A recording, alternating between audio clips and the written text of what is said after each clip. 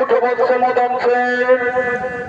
আমি তোমার ওখানে সন্তোষ আছি বলছে না আমার কাছে এসেছো এসেছো মাগো।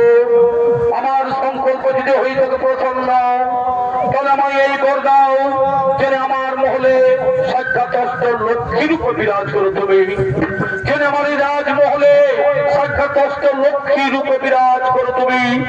ঠিক আছে পুত্র, ঠিক আছে পুত্র, কাল থেকে আমি অষ্টলক্ষ্মী রূপে তোমার রাজপ্রাসাদেই বাস করব। কাল থেকে আমি অষ্টলক্ষ্মী রূপে তোমার রাজপ্রাসাদে বাস করব। কিন্তু আমি সারাদিনে একবার আসবো, কিন্তু আমি সারাদিনে একবার আসবো। আর যত খালি পাত্র থাকবে, যত খালি পাত্র থাকবে, সকলে আমি ধন ভর্তি করে দিয়ে চলে যাব, সকলে আমি ধন ভর্তি করে দিয়ে চলে যাব, সকলে আমি ধন ভর্তি করে দিয়ে চলে যাব। এখন আমি আসি পুত্র, এখন আমি আসি, এখন আমি আসবে।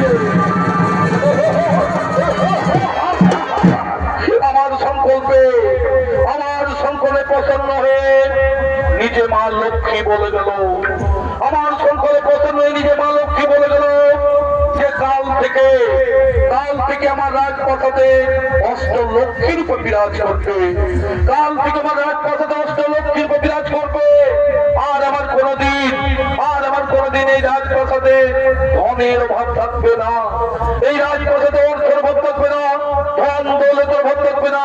এবার আমি মন ভরে দান করব, এবার আমি প্রজাবাসীগণ এবং গ্রামবাসীগণের আমি মন ভরে দান করব, কারণ অষ্টলক্ষ্মী আমার রাজপ্রাসাদে বন্দী রয়েছে। এবার লোকের মুখে শুধু এই রাজা মদন সেনের এই সুনাম হবে, এবার লোকের মুখে শুধু এই রাজা মদন সেনের সুনাম হবে। এবার যাই, আমি মন্ত্রী সেনাপতিকে দিয়ে জানিয়ে দিই